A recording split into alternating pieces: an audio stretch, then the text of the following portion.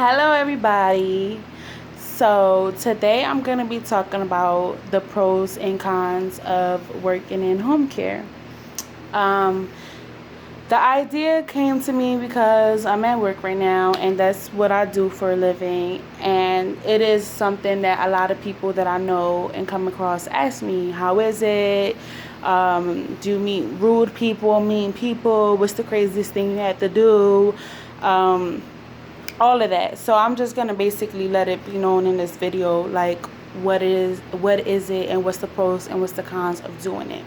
Now, a lot of people hurry up and get into this field because they start you off with more opposed to working at probably ShopRite or Rite Aid or just something like that, or Popeyes, like McDonald's. They might start you off more starting in home care.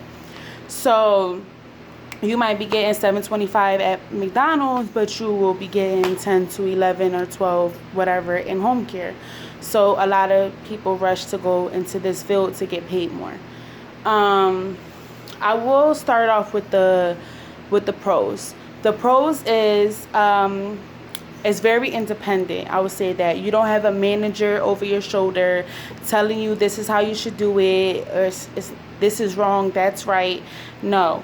Once you get certified, you do your schooling, you have your certificate. Once you go out into that home, you and your patient discuss whatever needs to be done, and you make a routine, and then you follow that routine. So you don't have a supervisor or somebody on a power trip in your ear all day telling you this needs to be done, go do that, you did this wrong, do that over. You don't have to worry about that, okay? And that was the best thing for me, because I hate with a passion to have somebody in my motherfucking ear talking to me like that, okay?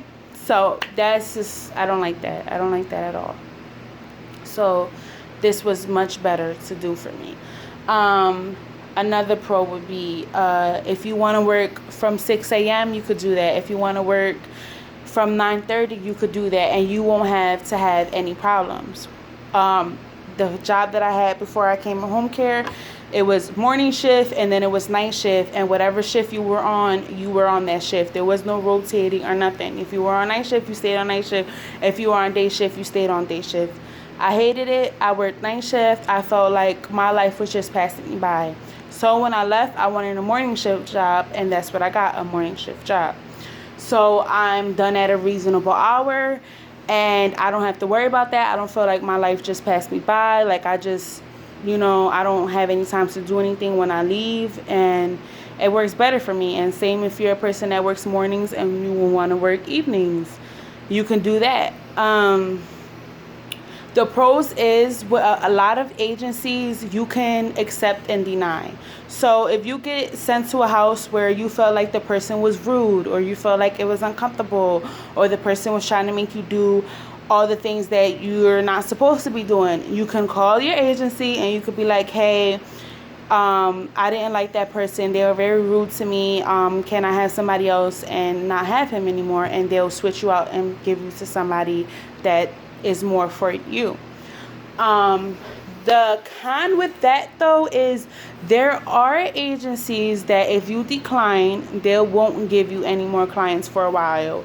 I've never personally worked in one of those companies that does that, so I haven't experienced, but I do have other friends, and I've met other aides doing this job, and I've heard a lot about that, where they was working for a company, they declined on somebody, and then boom, they didn't have nobody new for 4 months or 5 months. So it is a pro and a con depending on the company that you work for.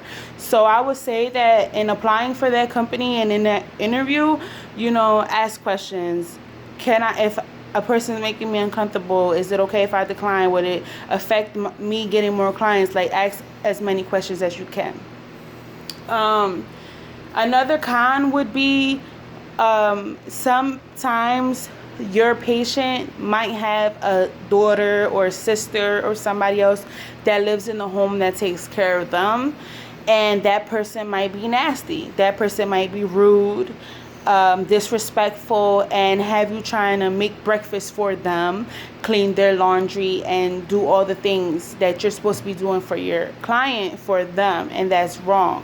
So you might have to check somebody, and you just check them and you just say, this, that, and the third is what I'm here for, and that's what I'm gonna do. So you have to, just tell the people, like, tell the person you're not gonna have that, you're not gonna take that.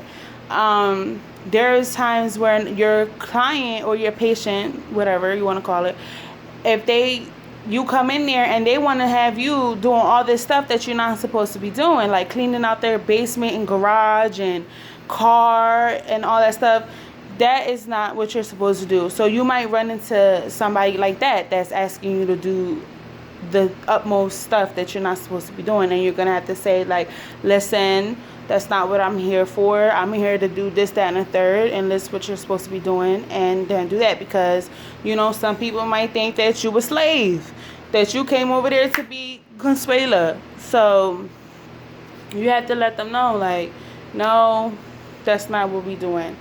The good thing too, I would say, is that in a lot of workplaces, when you have coworkers, there is petty drama. Okay, like, I think we all been there when we worked at a job and it was a lot of he say, she say, whispering, petty drama.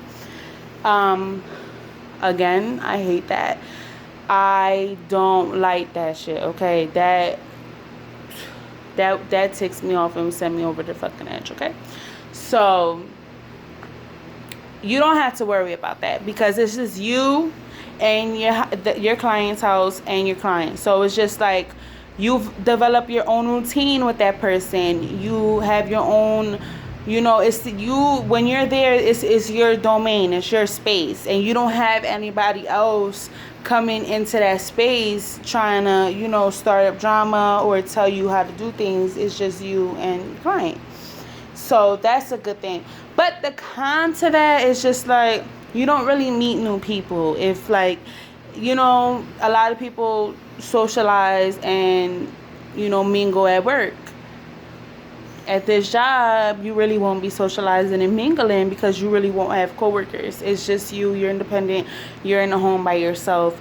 Unless it is a rare case that the person has 2 aides or something. But that's rare. So more than likely, you're going to be in that house by yourself, and you're not really going to be meeting new people. But hey, if you really want to meet new people that bad, go somewhere to go to a social event where you really want to meet new people. But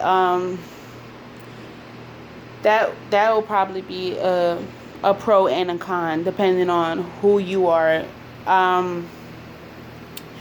And minimum wage is $7.25, and you start doing this at $12 an hour, $10 an hour, whichever, and then you can get paid weekly, bi-weekly. So you'll be doing all right.